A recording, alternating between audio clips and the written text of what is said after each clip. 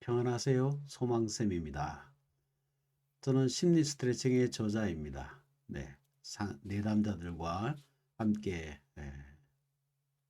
이 얘기를 나누면서 그 시간 안에 충분히 도와주지 못해서 이제 개인적으로 스스로가 할 수 있도록 자기 심리 치료를 위해서 할 수 있는 방법들을 소개해 놓은 책입니다.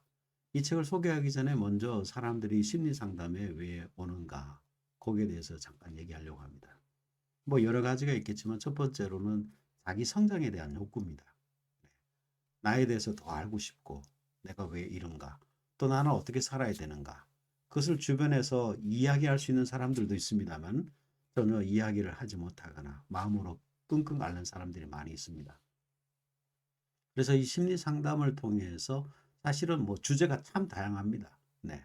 자기 자신에 대한 성장에 대한 욕구나 또는 정서적인 어려움, 뭐 우울이나 불안, 강박, 공황 증상 이런 것들을 해결하기 위해서 심리 상담을 하게 됩니다.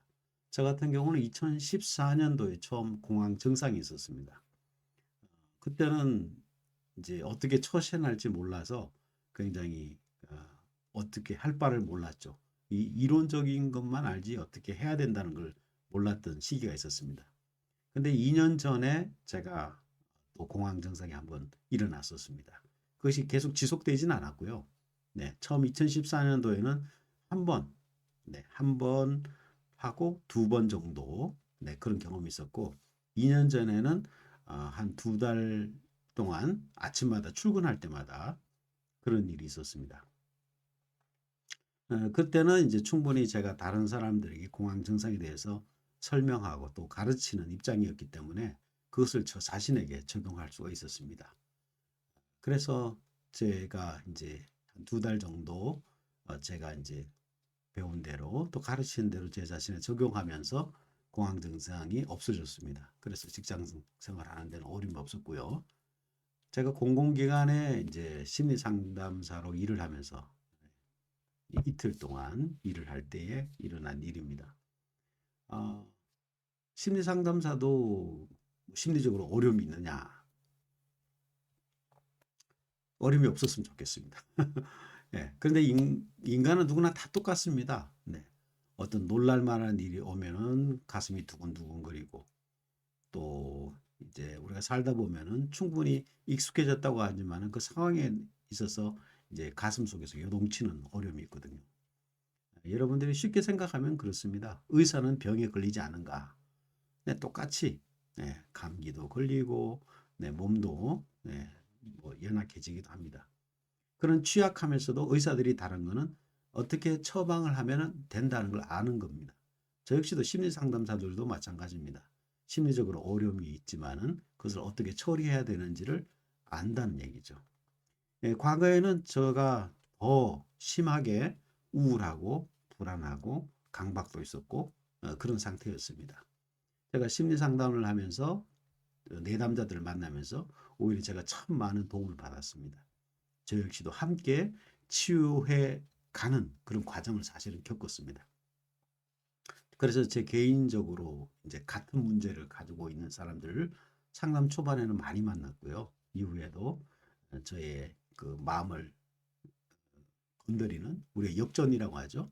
내담자가 있는 문제와 저가 문제는 동일하게 일어나는 이런 문제들을 만나면서 제 자신이 점점 더 성장해 가는 걸 느꼈습니다. 사람들이 또 심리 상담에 오는 두 번째라고 얘기할 수 있는 것은 대인 관계입니다. 예, 대인 관계는 참 폭넓습니다. 이 세상을 혼자서 살아갈 수는 없잖아요. 근데 대인 관계가 가족 관계 안에서부터 벌써 시작됩니다. 이 가족이고 피를 나눴지만은 이게 참 어려운 것 같아요. 그래서 뭐 물론 이제 가정 안에서 충분히 대화가 되어지는 그런 가족들도 있겠지만은 어떤 가족들은 대화를 하기가 정말 힘들고 대화를 하면 싸움으로 번지는 그런 가정들이 있습니다. 저는 그 상담을 시작하면서부터 2014년부터 상담을 공부하고 2016년도에 아들러 심리학을 만나게 되었습니다. 그때에 가족 회의라는 것을 배웠어요. 그래서 매주마다 1회씩 지금 거의 9년째 네, 가족 회의를 일주일에 한 번씩 하고 있습니다. 물론 가끔 이게 빠지는 날도 있긴 있습니다만 거의 이제 가족 회의를 했습니다. 지난주에는 저희들이 가족 회의를 하다가 이제 한 5분간 영어로 이제 스피킹 훈련을 해보자. 그러면서 이제 그걸 가족 회의에 의제로 내는 거죠. 바로 채택이 돼서 그 시간에 한 5분 동안 영어 타임을 영어 회화 타임을 가진 적이 있습니다. 그래서 그 회의 시간은 딱딱한 회의가 아니라 어떤 주제도 상관없이 가족들이 함께 모이는 시간이고 그 시간에 이제 자기 스스로의 의견을 얘기하는 겁니다. 그래서 그 가족 회의 시간에 좀 동등하게 네, 자기 주장을 얘기할 수 있는 그런 시간입니다. 대인 관계가 사실은 가족 안에서도 이게 부모와 자식 간에는 위아래가 있잖아요. 그래서 자녀들이 하고 싶은 말을 제대로 못할 때가 많고 그러다 보니까 이제 자기 표현력이 떨어지고 네 그것이 이제 사회에 나가서도 마찬가지잖아요. 그 이제 직장 상사들을 만났을 때 충분히 자기 생각을 말하지 못하고 서로 막히고 그리고 또 같은 직장 동료들끼리도 좀 어려게 되어서 직장 생활이 힘든 경우가 많죠. 사람들의 성격이 이제 그 많이 사람들을 이제 좋아하는 성격이 있고 어떤 사람은 이제 혼자 지내기를 좋아하는 사람이 있거든요. 그게 나쁜 성격이냐고 저는 그렇게 보진 않고요. 또 직종에도 그런 직종이 있잖아요.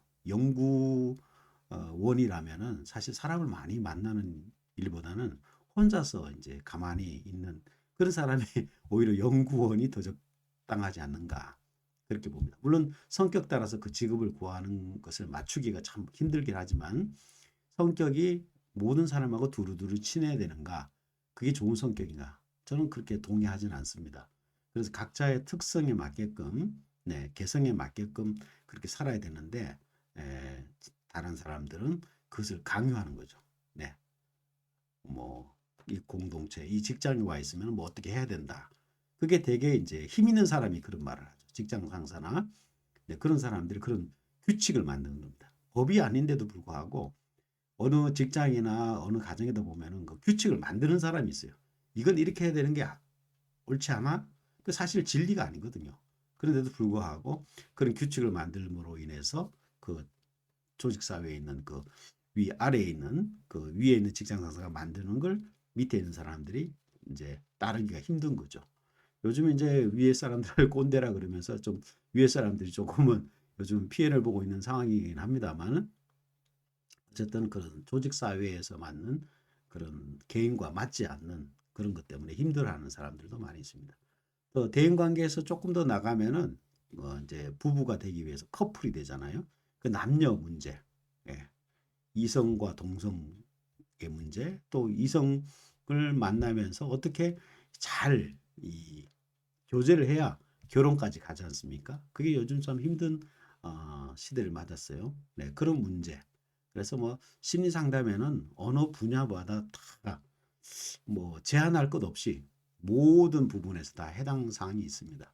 그래서 이런 심리 상담을 이제 또 받게 되면은 에, 마음이 좀 더 건강해지고 어떻게 처신해야 된다는 것을 이제 경험하고 또 알게 되고 경험이 쌓이면은 또 앞으로 일어날 문제에 대한 예비를 할 수 있다는 그런 장점이 있는 거죠. 그래서 이 심리 상담이 모든 사람이 다 필요한 것은 아니지만은 그럼에도 불구하고 심리 상담을 통해서 받을 수 있는 유익이 많다. 그리고 누구나 갖고 있는 이 사회가 주는 우울감, 네, 그리고 불안, 미래에 대한 불확실성 이런 것들은 우리가 심리 상담을 통해서도 도움을 받을 수 있는 주제라고 생각합니다. 그리고 또 제가 가진 이 책이 바로 이제 혼자서 할 수 있는 우울이나 불안, 또 인간관계, 대인관계에서 해결할 수 있는 방법들을 이제 한번 제시해 놔봤습니다.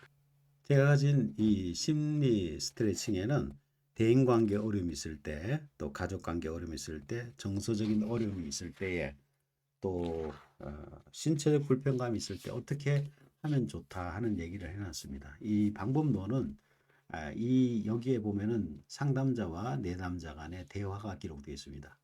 이 대화에서 본인이 필요한 주제에 맞는 그런 챕터를 읽어보고 실상으로 한번 따라해 보는 겁니다. 여기에서는 우리가 상상이라고 하죠. 네, 눈을 감고 또는 눈을 감지 않더라도 상상을 통해서 그 감정을 접촉하고 또 감정이 달라지는 것을 경험하면은 사실 생각이 바뀌기도 하고 행동이 바뀌기도 합니다. 여러 내담자들과의 경험에서 나온 이 노하우들을 여러분들도 한번 경험해 보시기 바랍니다. 네, 감사합니다. 소망쌤이었습니다.